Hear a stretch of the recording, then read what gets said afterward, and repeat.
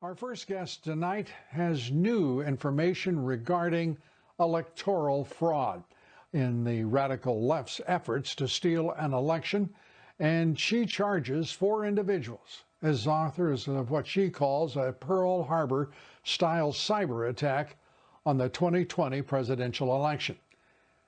There are 4 names that she highlights. They are Jorge Rodriguez, the communications minister of Venezuela; Khalil Mazoub, Jorge Rodriguez's right-hand man; Gustavo Reyes Lumeta, who designed programs to rig election machines; and Antonio Mojica, the CEO of Smartmatic, an electoral voting corporation.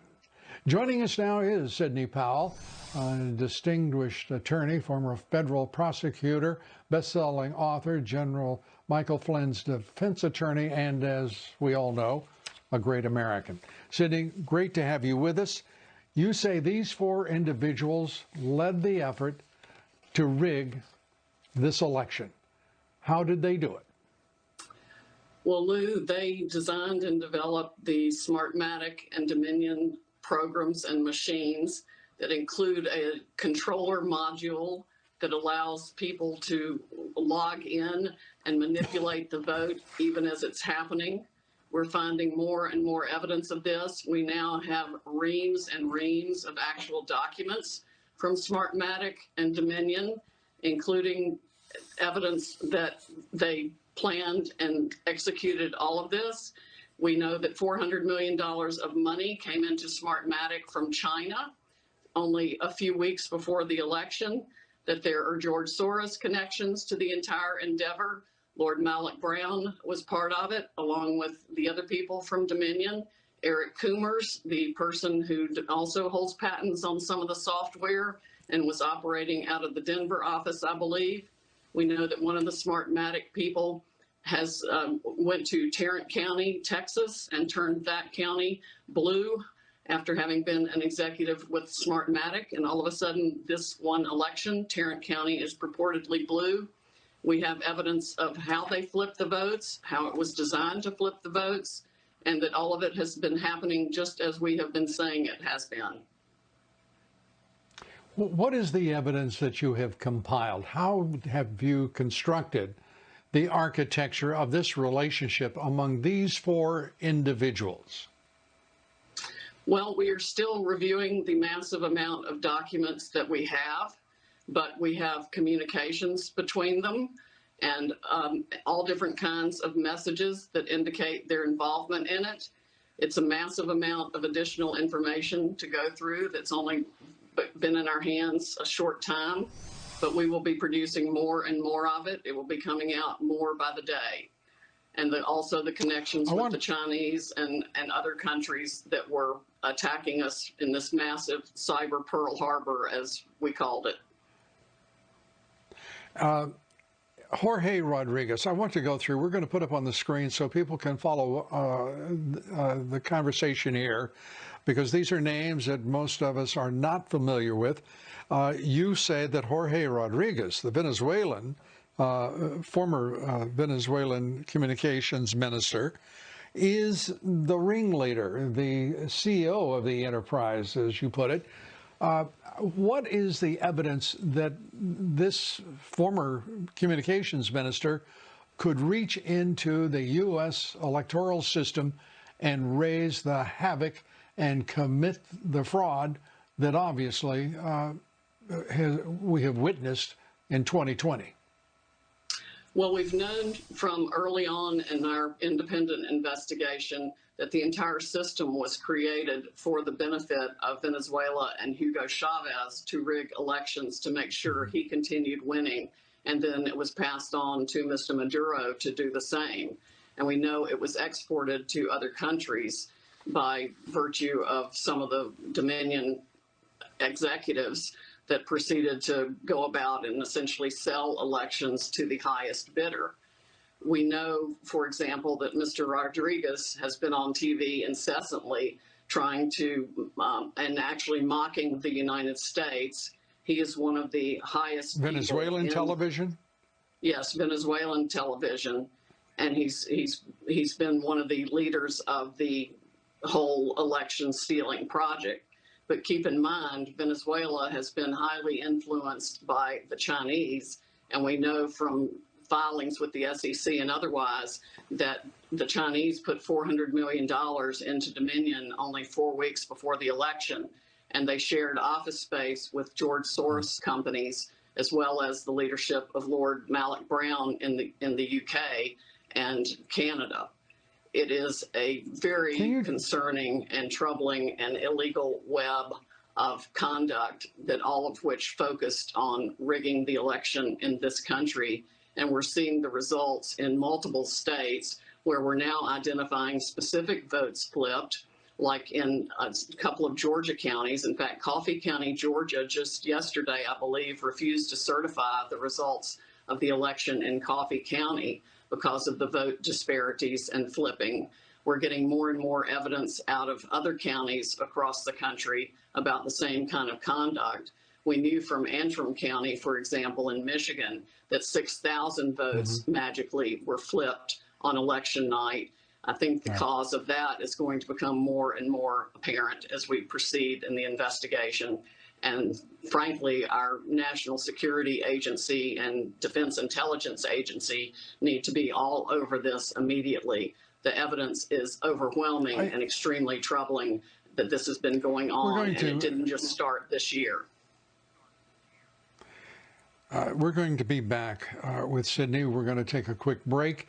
We're going to examine in some detail the reasons for what is apparently a broadly coordinated effort to actually bring down this president by ending his second term before it could begin.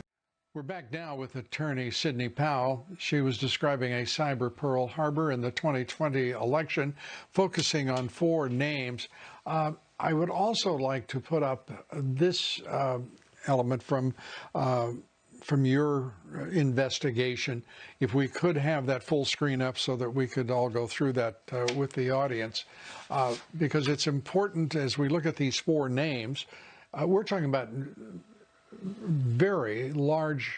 a very large foreign intrusion and interference in the election of 2020.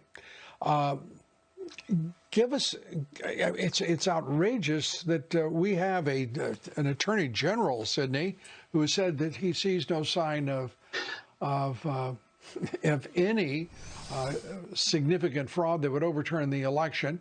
We had a head of the cyber intelligence unit for the Department of Homeland Security who's suing some people apparently for saying that his report basically was nonsense when he declared it was the most secure election in the country's history. What are we dealing with here, and how can we get to this if we have an attorney general who has apparently lost both his nerve and his commitment to his oath of office and to the country? We have an FBI director who seems to be as politically corrupt as anyone who preceded him, and a Homeland Security Department that doesn't know what the hell it's talking about and is spending more time playing politics, at least as it applies to Mr. Krebs, than securing the nation. Your thoughts? I think it's time for a whole new team across the board, Lou. There's no explanation for the way the FBI has treated witnesses, good American citizens who've been brave enough to come forward with direct evidence of things like thousands of ballots moving from one state to another in the middle of the night to do what is called backfilling into the machines so that they can perpetrate their fraud, because President Trump won so many votes, he blew up their algorithm. The American people blew up the algorithm they created before the election to shave votes from Biden and give them to Trump. And we're now seeing direct evidence of that happening in multiple counties in multiple states, and we know it happened across the country. You'd have to be a damn fool and abjectly stupid not to see what happened here for anybody who's willing to look at the real evidence. I've uploaded a ton of it on our website at defendingtherepublic.org. And Twitter is even trying to destroy our new website, kraken-wood.com, where we're also trying to get the word out to the American people on what's been happening here and the truth, and upload documents. Twitter took our account down the first night. Let me make you an offer very straightforwardly. We will gladly put forward your evidence that supports your claim that this was a cyber Pearl Harbor. We have tremendous evidence already, but of fraud in this election. But I will be glad to put forward on this broadcast whatever evidence you have, and we'll be glad to do it immediately. Awesome. We'll work overnight. We will take up whatever air we're permitted beyond this broadcast. But we have to get to the bottom of this, and the question now is not about the integrity or the energy of those responsible for securing the national interest, for defending this country. It's how in the hell do we defend this country and secure the interest of this company without them? That's really the two questions. Yes, well, the American people are going to have to insist on paper ballots with real identification. That's going to be one of the key things. Well, that's going to be great for the next. Sydney, I've got to tell you, I'm not even going to contemplate the next election. I'm not even contemplating the January 5th election in Georgia. The hell with that. If the people of Georgia are dumb enough, after what they have gone through in the November 3rd election, to then go toward January 5th and a runoff and think that changing nothing will change the outcome, then the people of Georgia aren't half as smart as I believe them to be. And I believe the patriots in Georgia should stop this nonsense now. It is not something that to be decided about over who do you favor, which party, which candidate. This is now about faith in the electoral system in one specific state that may control the destiny of this country. And by God, it's too important for anyone. And I don't care what party you're in. I don't care whether you're an independent. This is too important to act as if nothing happened on November 3rd and to pretend that there will be a different outcome on January 5th. It's idiotic. The ridiculous leadership, completely. And I mean the governor and the Secretary of State, have got to find, if not the integrity, the primal fear of the voters in Georgia to stop what's going on and stop it now. I agree with you completely, Lou. This is the future of the republic, whether we continue to exist as the Republic of the United States of America. And every patriotic American needs to stand up right now and make their voices heard that we will not tolerate this. The chips need to fall wherever they fall.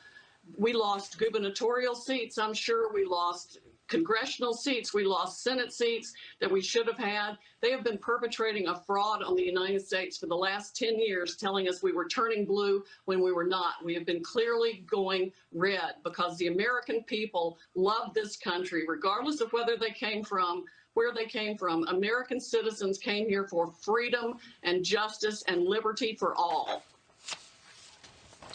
Well, Sydney, I guess we're going to conclude with my final question. We're out of time. We've gone well over.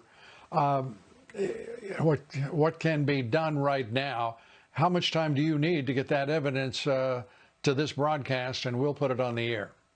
I will get you some more information that's just stunning tonight. All right. Sydney Powell, thank you for all you're doing. It is the Lord's work.